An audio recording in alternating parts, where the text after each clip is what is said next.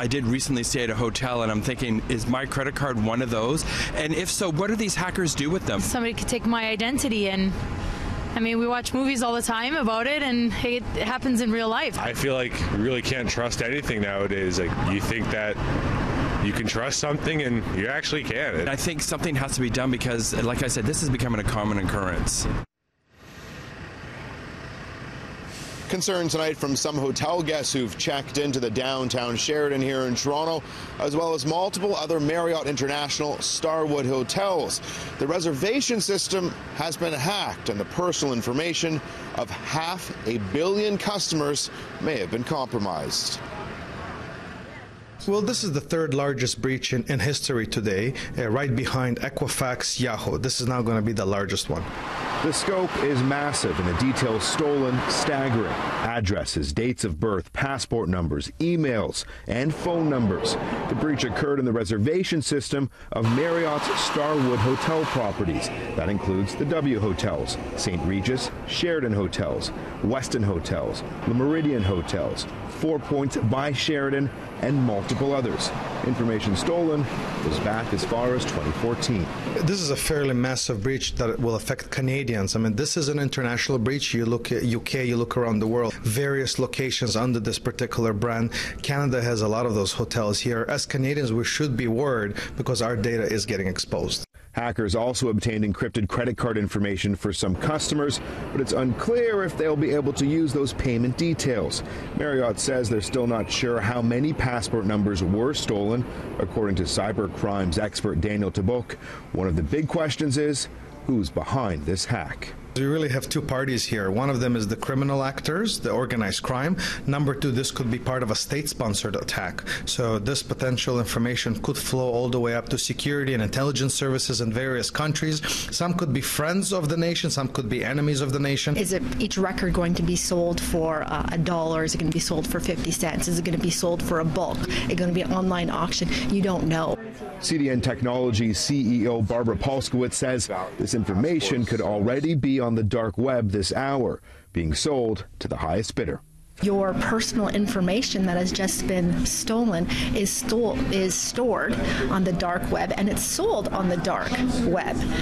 So moving forward, now someone has all of your personal information, and they can create another you, and they can duplicate you. Now, the company released a statement tonight saying we fell short of what our guests deserve and what we expect of ourselves. Over to Erica now with whether or not the Marriott should be serving up more than just an apology. Thanks, Adrian. So who is ultimately accountable when these major data breaches occur? Think of how many times you tap your credit card, you sign up for a service, or you register to stay at a hotel. Each time your personal information is sucked into a machine and stored by an organization digitally, often for indefinite amounts of time, and you're trusting that organization to keep your information safe. Robert Houdima, an associate professor at the Ted Rogers School of Information Technology Management, likens accountability in data breaches to someone breaking into your home. If somebody breaks into your home, okay, who's accountable? And to some extent, if you forgot to lock the door, you're accountable. But if you lock the door and you had a burglar alarm system and it went off, and you have insurance for your home, the insurance company is going to settle on your loss. Now, there is a precedent for class action lawsuits against companies that have suffered data breaches. One such lawsuit was launched against credit reporting agency Equifax. Last year, it discovered a hack affecting a staggering 148 million people, where information such as social insurance numbers, credit card information, birth dates, and driver's licenses were compromised. It failed to disclose the breach for 2 months after the discovery. Houdima says Marriott can likely expect lawsuits to come, but whether they're successful depends on the nature of the hack. If you look at the Marriott Hotel, it's owned by the shareholders, and the shareholders appoint a board of directors. So really, if you're going to sue the company, you sue the company, and the management and the board of directors are responsible for responding. If the company was negligent, the lawsuits against the company will be, in all likelihood, successful. But if the Marriott Hotel did everything right and had state-of-the-art information security, and they were diligent in all aspects, the liability and exposure would be contained and probably much smaller.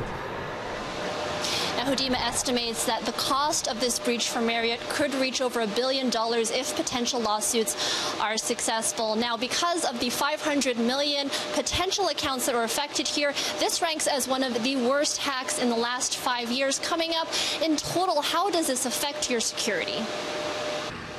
Now, the Marriott and Starwood data breach is just the latest in a number of companies that have been targeted by major data breaches and major hacks. In the past 5 years, multiple organizations from Target to Equifax to eBay have all fallen victim.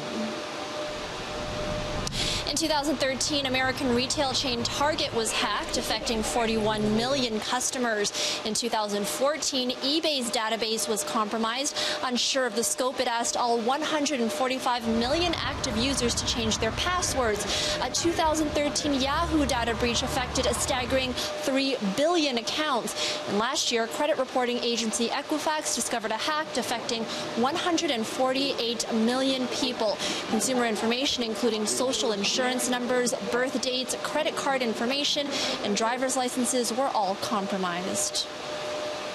That combination of information that's gathered from all of these hacks, not just Marriott, from Target, from Yahoo, what picture does that paint? How vulnerable does that make you? What can they do with it now? You know something? If you have a good credit rating, if you have a few dollars in the bank, and I have all that information about you, I'm tempted to go buy a condominium in your name. I'm tempted to get a large mortgage as possible from the bank, okay? And before I make that first payment on the mortgage, I'm going to flip the property and make a profit. And you know something? You're left up paying the bill for that mortgage on the condominium that you have no knowledge of. And that's just one example. That's a bad example for an individual. That's identity theft.